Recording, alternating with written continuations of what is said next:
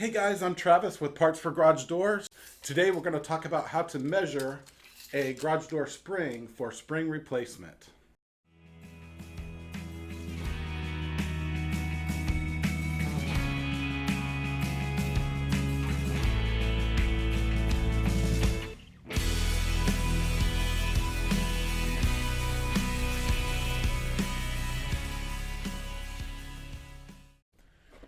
So this is a garage door torsion spring.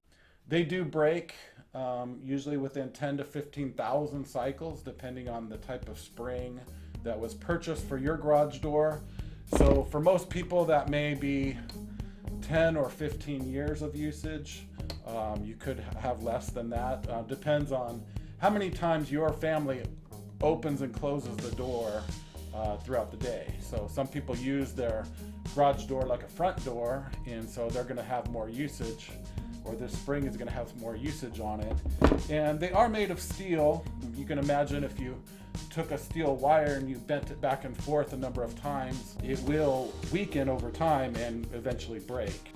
So here I've taken the torsion spring off of the tube. But normally you're going to see a gap about 2 inches. Reason for that is when the spring is installed and it's wound, it will expand. And so when it breaks, you will see a gap, usually about a 2-inch gap. And when you measure the springs, there's some confusion sometimes as to whether you include the gap, whether you don't include the gap. So I'm going to go ahead and let you know how to measure the spring right now. Have a tape measure because that's what most people have. And you're going to measure the full length of the spring starting at the first coil all the way to the last coil. And you can see here that I've put the springs together. So I've taken out the gap. And so this spring here is about a 29-inch spring. If your spring is still on the torsion tube, you can go ahead and measure the 2 segments separately and then don't include the gap. Or you can measure the whole thing but then subtract the gap. So after measuring the length of the spring, you're also going to measure the inner diameter, which is the inside. Most springs are a 2-inch inner diameter. There are some that are 1 3/4 inch. There's larger springs for commercial applications that start at 2 5/8. But your standard residential spring is going to be 2 inches.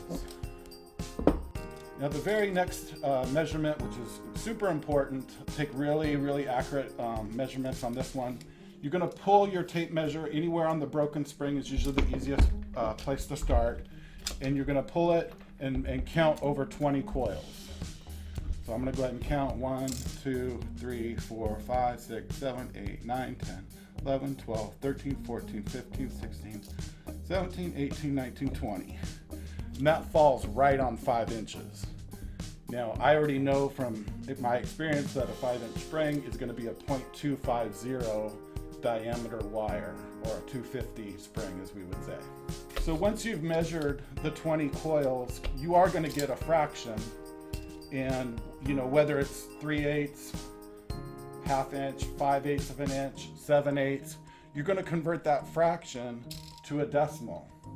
And since you took 20 coils, you're going to divide it by 20. And so that's going to give you the average coil diameter. So that's how that works. So you're measuring 20 and then you're dividing by 20. It's going to give you the most accurate measurement for 1 coil. So we've heard people say, oh, what's the big deal? Maybe I'll just get a little bit bigger spring than what I have now, and I'll just kind of underwind it, and that'll be a good thing, right? Well, that's usually not the case, almost never the case.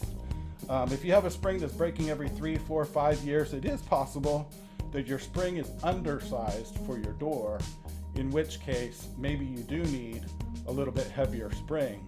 Now sometimes that's possible because added weight, there's been weight added to your door, maybe strut bracing has been added, maybe some insulation.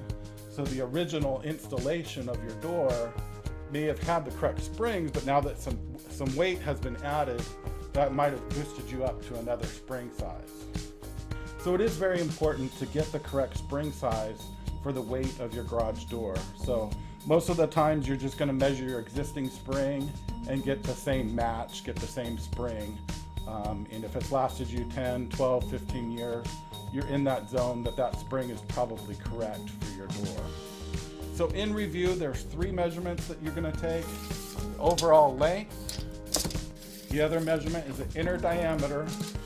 Most springs are 2 inches. And then the other measurement is measuring 20 coils. And if you want to, you can just come to one of our store locations, give us the measurement of 20 coils with the fraction, and we will convert it and work out the wire diameter for you. At Parts for Garage Doors, we carry the standard torsion springs in stock.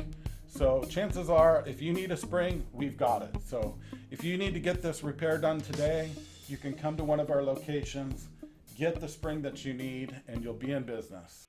Our spring prices are super affordable. You're going to save hundreds of dollars in most cases compared to what you would spend if you hired a service company locally to come change out the springs for you.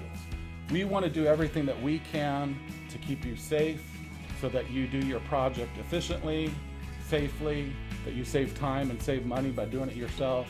As a do-it-yourselfer, we welcome you to come to one of our stores. We have a store location on the west side of Houston at Beltway 8 and I-10. And then we have a Channelview location on the East Freeway just east of Beltway 8. If you've enjoyed the content, please like this video and subscribe to our Parts for Garage Doors channel on YouTube. So thank you for listening today. We look forward to meeting you. And one more thing, we'll see you when you get here.